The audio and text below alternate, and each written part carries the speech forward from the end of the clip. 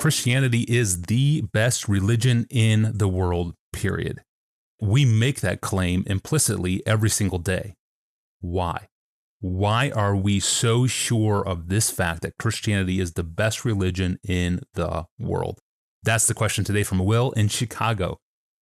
Hello, Pastor John. I am 15 years old, and right now in school, I am forced to study world religions. Maybe not forced. I actually am kind of curious about them, but there are so many. Hinduism, Islam, Buddhism, Judaism, the native religions here in America and in South America. Plus, I'm reading about the ancient temples that have been excavated in Rome, and even those being discovered deep in the Amazon rainforest. I'm trying to make sense of it all, and I want to understand Christianity better. So what makes Christianity different or even better than all the other religions in the world that have been around so long, many of them from before the birth of Jesus? Well, thank you, Will, for sending us the question. It's really good for me to step back from time to time and try to answer some huge and basic questions, and this is one of them. Why is Christianity better than all other religions? And I don't hesitate to say it is, because I think it's just nonsense to try to pretend that all religions are equally valuable. Christianity is not of that sort. So yes, I want to make 4 claims for you to consider. Number 1, Christianity is better than all other religions because it gives a credible account of why other religions exist. Now, I don't mean this proves Christianity. I mean that other religions do not take Christianity off guard. Christianity is not surprised that there are, like you say, so many other religions. They are not a surprise to Christianity. Other religions fit in to the worldview of the Bible. They are what you would expect if Christianity is true. They're not a threat to Christianity. Christianity is not obscured by other religions. On the contrary, Christianity sheds light on other religions and why they exist and why they are the way they are. C.S. Lewis said back in 1944, I believe in Christianity as I believe in the rising sun, not only because I see it, but because by it, I see everything else. By Christianity, the existence and the inferiority of other religions makes sense. It doesn't work the other way around. Christianity does not make sense to other religions. The claims of Christianity don't fit into their worldview. Paul said in Romans 1:20, God's invisible attributes, namely his eternal power and divine nature, have been clearly perceived, meaning by everybody, in the things that have been made, creation. Although they knew God, that's an astonishing statement. Everybody knows God. Although they knew God, they did not honor him as God or give thanks to him, but they became futile in their thinking, and their foolish hearts were darkened. Claiming to be wise, they became fools and exchanged the glory of the immortal God for images, religions, resembling mortal man, birds, animals, creeping things, religion. He said in chapter 2, verse 15 of Romans, that the law of God is written on everyone's heart.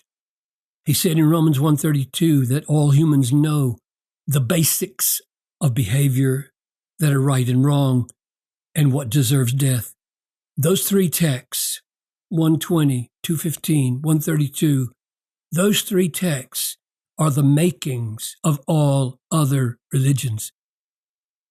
I do not live up to what is right. I deserve death. And religion is man's effort to devise a way for humans to get into favor with that deity. Christianity reveals that. But that is not what Christianity is, as we'll see in just a moment. Second, Jesus Christ is the absolutely unique gold standard of why Christianity is better than all other religions. No other religion has anyone comparable to Jesus. He was in the beginning with God, and he was God, John 1:1. He took on a human nature and entered real history. Now, this is the amazing part. Listen to the way Luke describes the setting of his arrival. Luke 3, 1 and 2. In the 15th year of the reign of Tiberius Caesar, Pontius Pilate being governor of Judea, and Herod being tetrarch of Galilee, and his brother Philip, tetrarch of the region of Iturea and Trachonitis, and Lysanias, tetrarch of Abilene, during the high priest of Annas and Caiaphas. In other words, those are real names. I mean, like Theodore Roosevelt or Winston Churchill. We know these people from sources outside the Bible. It's the amazing combination of the supernatural reality in Jesus with the absolutely natural, historical reality of his setting and his life that makes him so unique. He lived 3 decades. He taught like no other man. He died at the hands of real Roman officials. He rose from the dead, not like a ghost, but with a new body that could eat fish and pass through doors. He reigns today at God's right hand. He'll return again in great glory.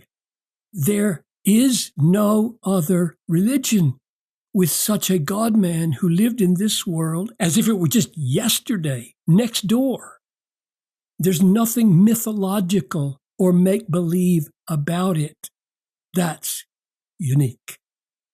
Third, Christianity is better than other religions because those historical realities were written down by eyewitnesses and by those who knew them. And there are thousands more manuscripts of these writings and fragments of these manuscripts from more places and from the earliest centuries than any other historical work of similar antiquity. Thousands of them, over 5,000 right now, and they're being discovered. We have a wealth of manuscript evidence. I want to say an embarrassing wealth of manuscript evidence that validates the earliest eyewitness testimonies.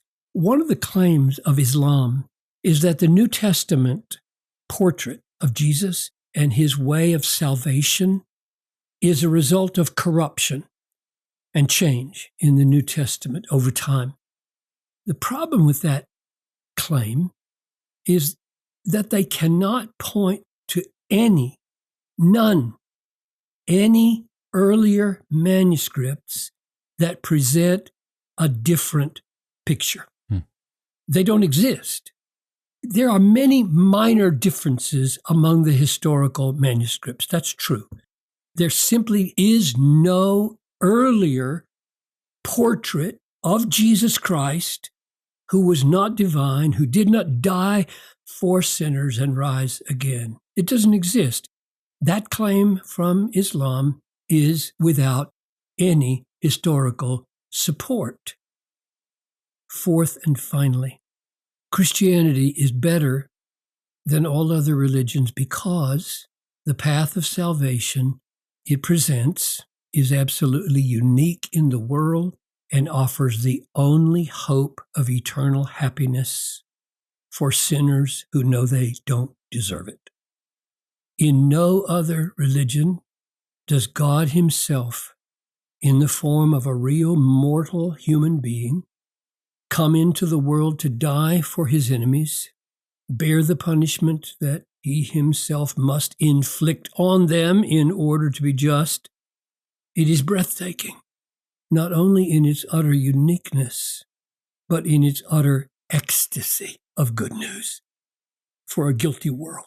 Anyone, anywhere in the world who trusts in Jesus, the God-man, will be saved from his sins and from the wrath of God. Christianity is not a man-made religion designed to help man make himself acceptable to God. That's hopeless, which is why all other religions are not going to make anybody eternally happy. All other religions are hopeless. Christianity is the one true history of what God has done that we could never do for ourselves. Bear our just condemnation in Jesus' own death and bring us to everlasting happiness in his presence. That's what he's done. So we'll keep studying, and by all means keep praying that God would give you insight, because two people, you and some other student, can look at the same true story, and one of you can see beauty, glory, and the other will see myth and boredom. Pray that God would help you see glory in the truth. Yeah, Christianity is superior because it explains why other religions arise, why they exist, and it centers on the unique God-man Jesus Christ, whose life and resurrection are historically attested and preserved in abundant eyewitness testimony accounts, and who the Savior alone offers us a historically grounded, gracious path of salvation for sinners like us. Thank you, Pastor John. Thank you for taking up this fundamental question today, and thanks for joining us today. Have a question to ask Pastor John? Find a link to email us and find our complete episode archive at the same place, askpastorjohn.com. I'm Tony Reinke. Pastor John and I will see you on Monday. Have a great weekend. We'll see you then.